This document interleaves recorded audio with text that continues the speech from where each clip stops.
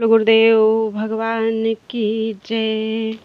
प्यारे कृष्ण कन्हैया लाल की जय। श्री गर्ग संहिता अश्वमेध खंड चल रहा है और आज है तीसरा अध्याय। जरासंध के आक्रमण से लेकर पारिजात हरण तक की श्री कृष्ण लीलाओं का संक्षिप्त वर्णन। श्री गर्ग जी कहते हैं, राजन, अपने दामाद कंस के वध का समाचार सुनकर राजा जरासंध संतप्त हो उठा। उसने कई अक्षौहिणी सेनाएं लेकर मथुरापुरी पर अनेक बार आक्रमण किया और उसकी समस्त सेनाओं का श्री कृष्ण और बलराम ने संहार कर डाला। उभय पक्ष की सेनाओं में बारंबार युद्ध का अवसर आने पर श्री कृष्ण ने विश्वकर्मा द्वारा समुद्र में द्वारका नामक दुर्ग की रचना करवाई। इसी बीच में कालयवन का भी आक्रमण हुआ और मुचुकुंद द्वारा उसका वध करवाकर भगवान ने उनके मुख से अपना स्तवन सुना। फिर उन्हें वर देकर बद्रिकाश्रम भेज दिया और वहां से लौटकर म्लेच्छ सैनिकों का वध करके उन सब का धन द्वारिकापुरी में पहुंचाने की व्यवस्था की। इतने में ही घमंडी राजा जरासंध आ पहुंचा। भगवान किसी विशेष अभिप्राय से अब की बार युद्ध छोड़कर उसके सामने से पलायन कर गए। रईवत नाम वाले राजा ने द्वारकापुरी में आकर अपनी कन्या रेवती बलदेव जी के हाथ में समर्पित कर दी। एक समय राजकुमारी रुक्मिणी का प्रेम संदेश सुनकर भगवान श्री कृष्ण कुंडिनपुर गए और वहां अंबिका देवी के मंदिर से अपनी प्रेयसी रुक्मिणी का अपहरण करके वहां के समस्त राजाओं को जीतकर द्वारकापुरी को निकल गए। तब राजाओं ने चेदिराज शिशुपाल को सांत्वना दी और उसे चुपचाप घर लौट जाने को कहा। तत्पश्चात एक विशेष प्रतिज्ञा के साथ रुक्मी युद्ध के मैदान में उतरा। श्री कृष्ण ने पहले तो उसके साथ युद्ध किया, फिर उसे रथ में बांधकर उसका मुंडन कर दिया। इससे रुक्मिणी को बड़ा दुख हुआ। बलराम जी ने समझा बुझाकर उन्हें शांत किया और बलराम जी के ही कहने से रुक्मी को बंधन से छुटकारा मिला। इसके बाद द्वारिकापुरी में पहुंचकर श्री कृष्ण का रुक्मिणी के साथ बड़े आनंद से विधि पूर्वक विवाह संस्कार संपन्न हुआ। तत्पश्चात प्रद्युम्न की उत्पत्ति कही गई। उनका श्रुतिकागार से अपहरण हुआ। मायावती के कथन से अपने पूर्व वृत्तांत को जानकर प्रद्युम्न ने संबरासुर का वध किया। फिर वे अपने घर लौट आए। इससे द्वारकावासियों को बड़ा संतोष हुआ और सत्राजित नामक यादव ने भगवान सूर्य की कृपा से स्यमंतक मणि प्राप्त की। उसे एक दिन श्रीहरि ने मांगा। उस मणि को अपने गले में बांधकर सत्राजित के छोटे भाई प्रसेनजित शिकार खेलने के लिए वन में गए। वहां एक सिंह ने उनको मार डाला। इससे श्रीहरि पर कलंक आया। उसका मार्जन करने के लिए भगवान श्री कृष्ण वन में ऋक्षराज की गुफा में गए। वहां पर उन दोनों में घोर युद्ध हुआ। जाम्बवान ने यह जानकर कि ये कोई साधारण मनुष्य नहीं है, साक्षात भगवान है, इन्हें अपनी कन्या जाम्बवती समर्पित कर दी। भगवान को जाम्बवान की गुफा से जो मणि प्राप्त हुई थी उसे उन्होंने सत्राजित के यहाँ पहुँचा दिया। सत्राजित ने अपनी बेटी सत्यभामा का विवाह श्री कृष्ण के साथ कर दिया और दहेज में वह मणि उन्हें दे दी।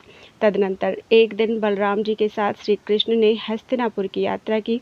इस बीच में अक्रूर और कृतवर्मा की प्रेरणा से शतधन्वा ने सत्राजित को मार डाला। यह समाचार पाते ही श्री कृष्ण ने तत्काल शतधन्वा को भी मौत के घाट उतार दिया। बलराम जी मिथिला में रहकर दुर्योधन को गदा युद्ध की शिक्षा देने लगे। इधर भगवान श्री कृष्ण अक्रूर को मणि देकर स्वयं इंद्रप्रस्थ चले गए। वहां उन्हें कालिंदी की प्राप्ति हुई। उसके साथ श्रीहरि ने अपनी द्वारिकापुरी में विवाह किया। इसी प्रकार मित्रविंदा और सत्या के साथ भी उनका विवाह हुआ।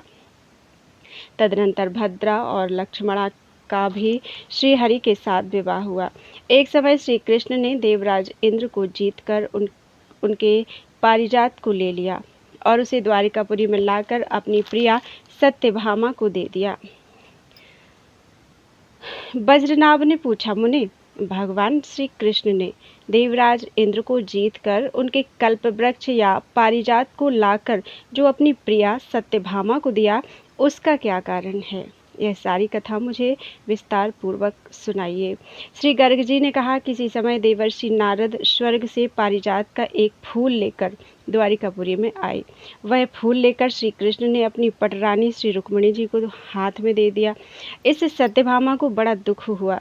वे कोप भवन में चली गई।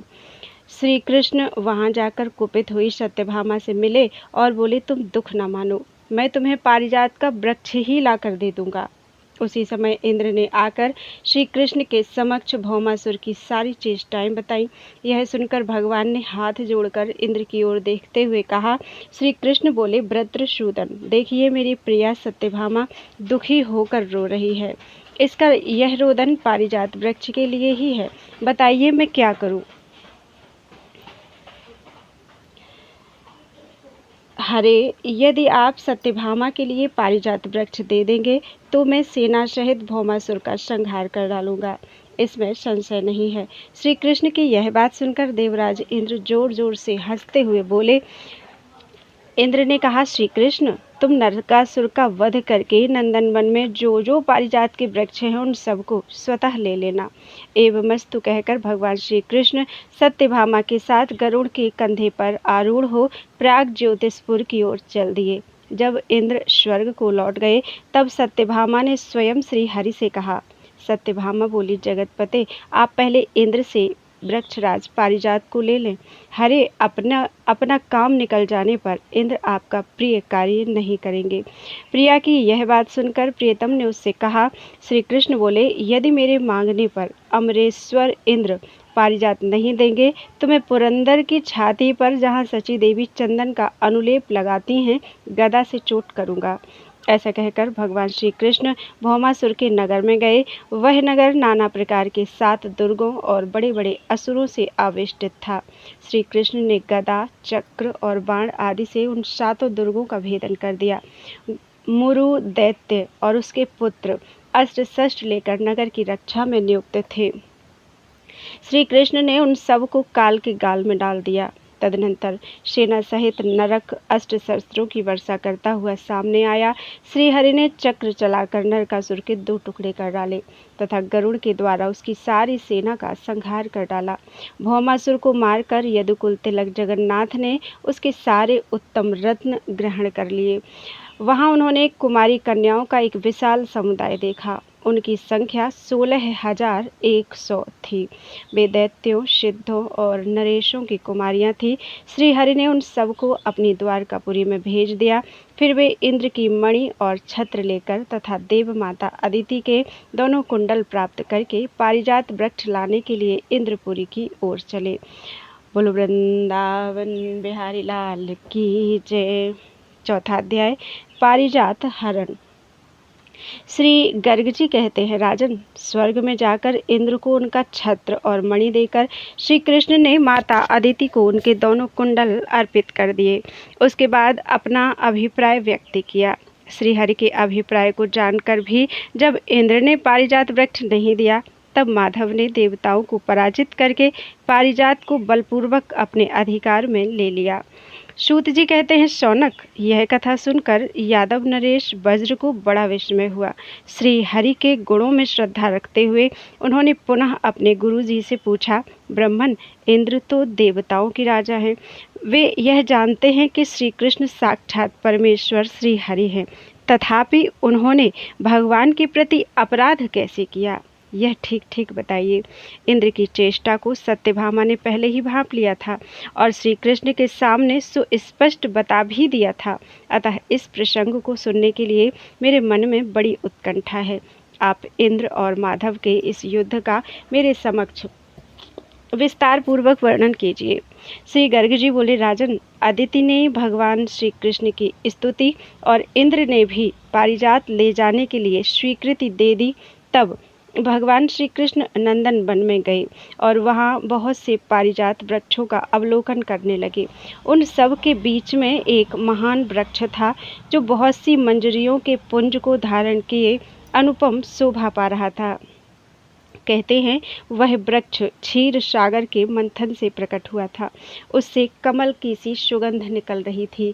वह देवताओं के लिए सुखद वृक्ष तांबे के समान रंग वाले नूतन पल्लवों से परिवेष्टित था।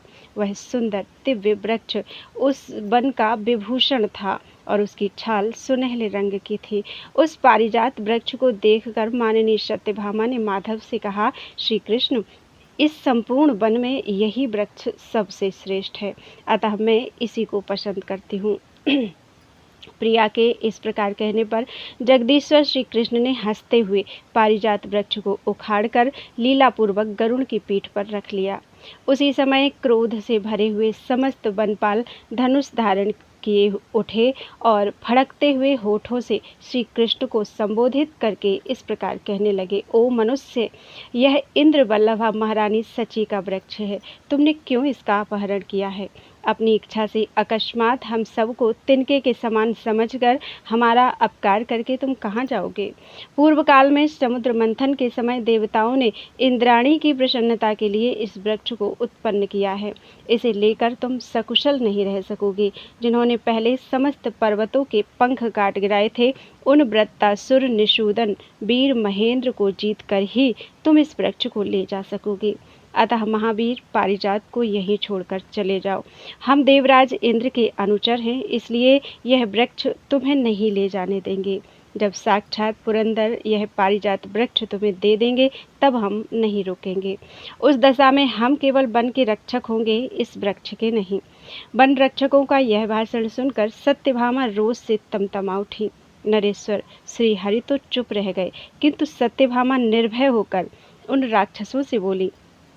सत्या ने कहा, यदि यह पारिजात अमृत मंथन के समय समुद्र से प्रकट हुआ है, तब तो यह सामान्यतः संपूर्ण लोगों की संपत्ति है। तुम्हारी सची अथवा देवराज इंद्र इस पारिजात के कौन होते हैं? उन्हें अकेले इस पर अपना स्वत्व जताने का कोई अधिकार है? क्या अधिकार है? समुद्र से प्रकट हुई वस्तु को अकेले देवराज इंद्र कैसे ले सकते हैं? वन रक्षकों जैसे अमृत, जैसे चंद्रमा और जैसे लक्ष्मी समान संसार की साधारण संपत्ति, समस्त संसार की साधारण संपत्ति हैं, उसी प्रकार यह पारिजात वृक्ष भी। यदि अपने पति के बाहुबल का भारी घमंड लेकर सची झूठे ही इसे अपने वश में रोक रखना चाहती है, तो जाओ कह दो, क्षमा करने की आवश्यकता नहीं है, उनसे जो कुछ करते बने कर ले। सत्यभामा पारिजात वृक्ष का अपहरण करवा रही है। तुम शीघ्र जाकर उस पुलोम दानव की पुत्री को मेरी यह बात सुनाओ, जिसका एक एक अक्षर अत्यंत गर्व और उद्दंडता से भरा हुआ है।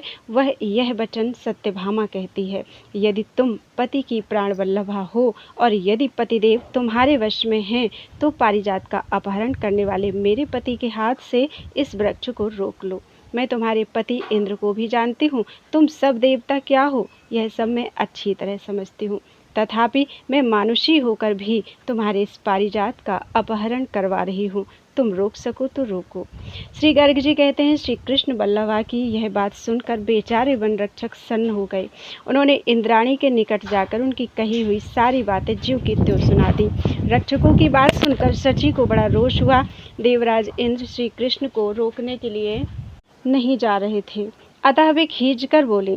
सची ने कहा, देवराज, तुम वज्रधारी हो, पाकशासन और वृत्तासुर के विनाशक हो। तुम्हें तिनके के समान समझकर अत्यंत बलशाली माधव ने अपनी प्रियतमा सत्यभामा के लिए मेरा पारिजात ले लिया है। अतः तुम उस वृक्षराज को उनके हाथ से छुड़ाओ, छीन लो। श्री कृष्ण सत्यभामा के बस में रहने वाले हैं। वे नारी के हाथ के खिलौने हैं। तुम महासमर में उन्हें पराजित करके पारिजात को अपने अधिकार में कर लो। तुमने पूर्व काल में वज्र से पर्वतों के पंख काट डाले हैं, अतः भय छोड़कर देवताओं की सेना साथ लेकर युद्ध के लिए जाओ। सची की यह बात सुनकर नमुची सूदन इंद्र ने भयभीत होने के कारण जब युद्ध के लिए मन नहीं उठाया, तब कोप भरी पत्नी ने उन्हें बारंबार प्रेरित किया। तब इंद्र मदमत्त हो क्रोधपूर्वक श्री कृष्ण की निंदा करते हुए बोले। इंद्र ने कहा, सुमुखी, जिसने तुम्हारा पारिजात लिया है उसे युद्ध भूमि में 100 पर्वत वाले वज्र से मैं निश्चय ही मार गिराऊंगा। राजन, ऐसा कहकर इंद्र ऐरावत हाथी पर आरूढ़ हुए। उस हाथी के 3 सुंडा दंड थे।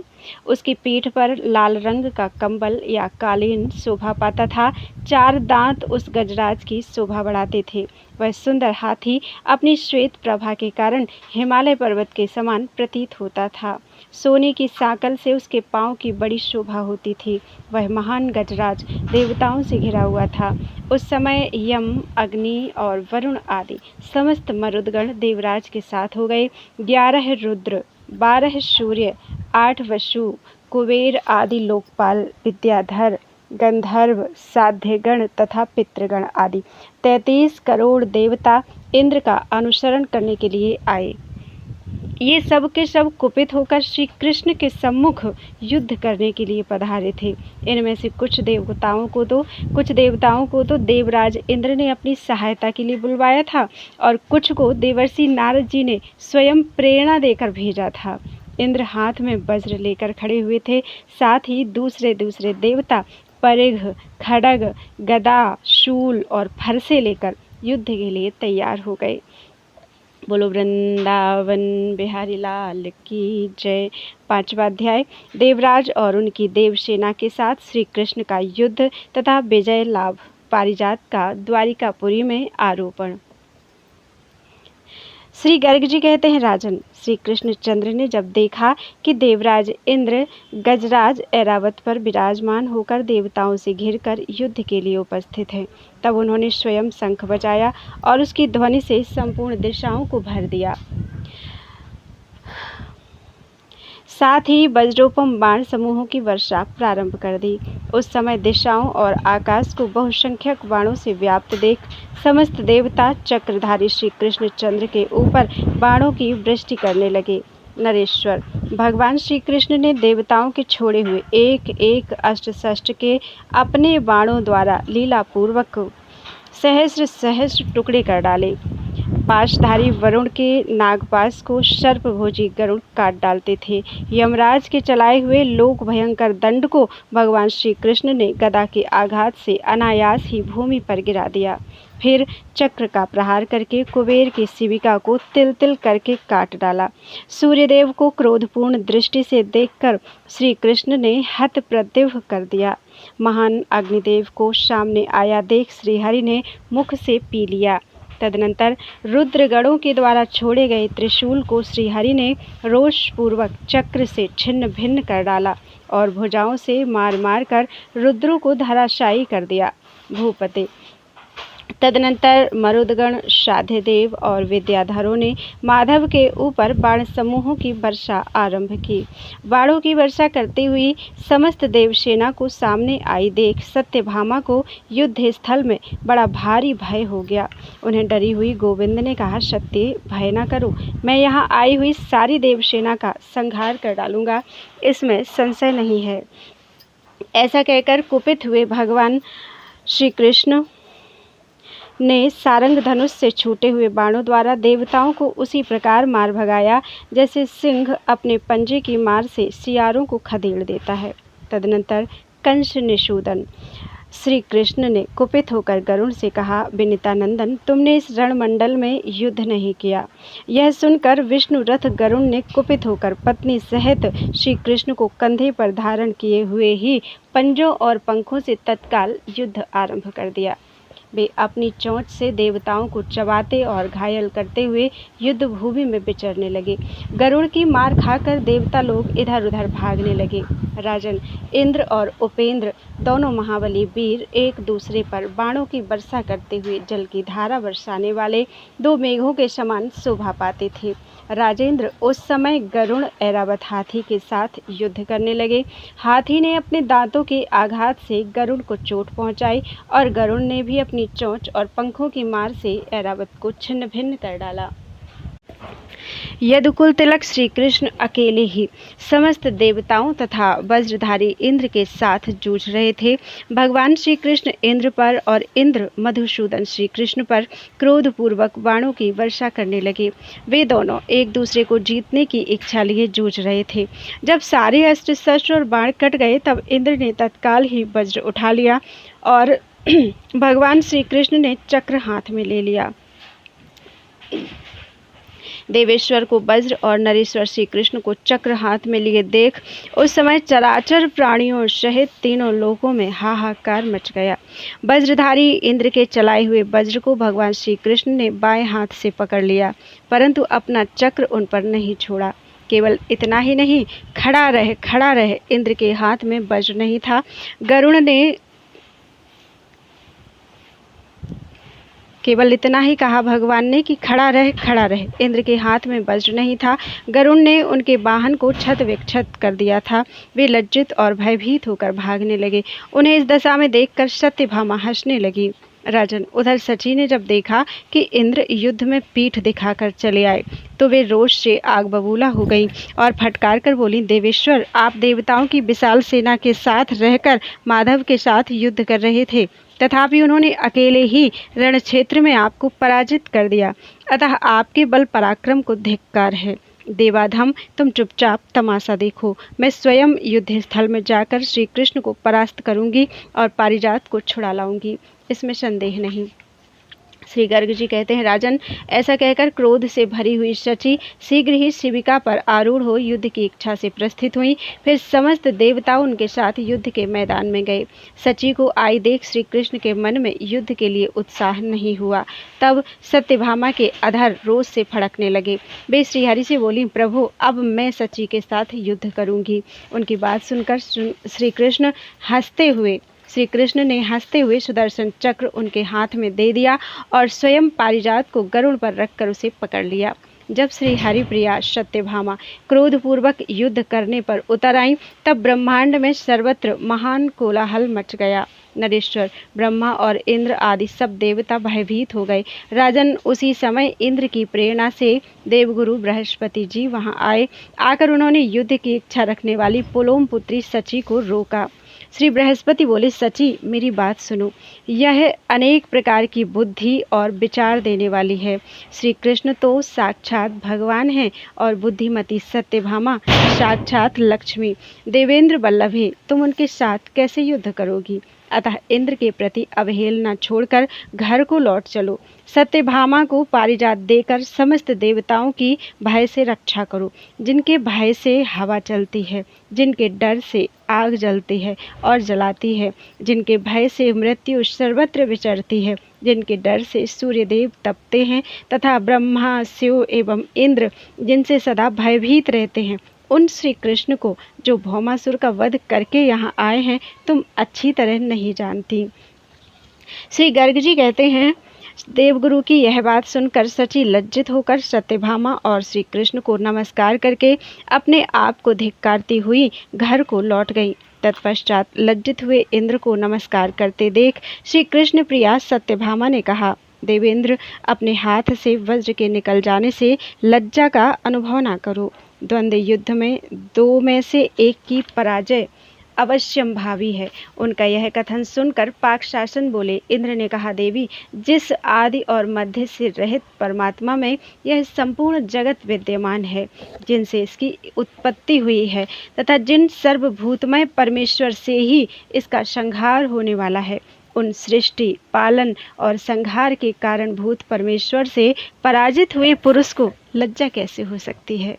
जो समस्त भुवनों की उत्पत्ति के स्थान है, जिनकी अत्यंत सूक्ष्म मूर्ति, जिनका निर्गुण निराकार शरीर कुछ और ही है, अर्थात अनिर्वचनीय होने के कारण जिसका शब्दों द्वारा प्रतिपादन नहीं हो सकता, जो समस्त ज्ञातव्य तत्वों के जानकार हैं, ऐसे सर्वज्ञ महात्मा ही जिनके उस स्वरूप को जान पाते हैं, दूसरे लोग उसे कदापि नहीं जानते हैं। उन्हीं अजन्मा, नित्य, सनातन परमेश्वर को जो स्वेच्छा से ही जगत के उपकार के लिए मानव शरीर धारण करके विराज रहे हैं, कौन जीत सकता है? सत्यभामा से ऐसा कहकर इंद्र चुप हो गए। तब भगवान श्री कृष्ण हंसकर गंभीर वाणी में बोले, शक्र, आप देवताओं के राजा हैं और हम लोग भूतलवासी मनुष्य, मैंने यहाँ आकर जो अपराध किया है उसे क्षमा कर दें। देवराज, यह रहा आपका पारिजात, इसे इसके योग्य स्थान पर ले जाइए। मैंने तो सत्यभामा के कहने से इसको ले लिया था। आपने मुझ पर जिसका प्रहार किया था वह वज्र यह रहा, इसे ग्रहण कीजिए। सुनाशीर, यह आपका ही अस्त्र है और आपके बैरियों पर प्रयुक्त होकर यह उनका निवारण कर सकता है। इंद्र ने कहा, श्री कृष्ण, अपने विषय में मैं मनुष्य हूँ, ऐसा कहकर आप क्यों मुझे मुंह में डाल रहे हैं? हम जानते हैं आप जगदीश्वर हैं, हम आपके सूक्ष्म स्वरूप को नहीं जानते। नाथ, हम जो हों सो हों, जगत के उद्धार कार्य में आप लगे हुए हैं। गरुड़ ध्वज, आप जगत के कंटकों का शोधन करते हैं। श्री कृष्ण, इस पारिजात को आप द्वारिकापुरी में ले जाइए। जब आप मनुष्य लोक को त्याग देंगे तब यह भूतल पर नहीं रहेगा। गोविंद, उस समय यह स्वयं ही स्वर्गलोक में आ जाएगा। श्री गर्ग जी कहते हैं, राजन, यह विनय युक्त वचन सुनकर वज्रधारी को उनका वज्र लौटाकर देवेश्वरों से अपनी स्तुति सुनते हुए द्वारिकानाथ श्री कृष्ण द्वारका में लौट गए। वहाँ के आकाश में स्थित होकर उन्होंने शंख बजाया। नरेश्वर, उस शंख ध्वनि से उन्होंने द्वारकावासियों के हृदय में आनंद उत्पन्न किया और गरुड़ से उतरकर सत्यभामा के साथ महल में आए। उन्होंने सत्यभामा के गृहोद्यान में पारिजात को आरोपित कर दिया। उस पर स्वर्गीय पक्षी निवास करते थे और वहीं के भ्रमर उसके सुगंधित मकरंद का पान करते थे। माधव ने माधव मास में एक ही मुहूर्त के भीतर अलग अलग घरों में उन समस्त राजकन्याओं के साथ धर्मतः विवाह किया जिन्हें वे प्राग ज्योतिषपुर से द्वारिका में ले आए थे। उनकी रानियों की संख्या 16,108 थी। परिपूर्णतम श्रीहरि ने उतने ही रूप बनाकर उनके साथ विवाह किया। उन अमोघ गति परमेश्वर ने जितनी अपनी भार्याएं थीं उनमें से प्रत्येक के गर्भ से 10-10 पुत्र उत्पन्न किए। इस प्रकार श्री गर्ग संहिता के अंतर्गत अश्वमेध खंड में पारिजात का आनयन नामक 5वां अध्याय पूरा हुआ। बोलो वृंदावन बिहारी लाल की जय। त्वदीयं वस्तु गोविंदम तुभ्यमेव समर्पयेत्।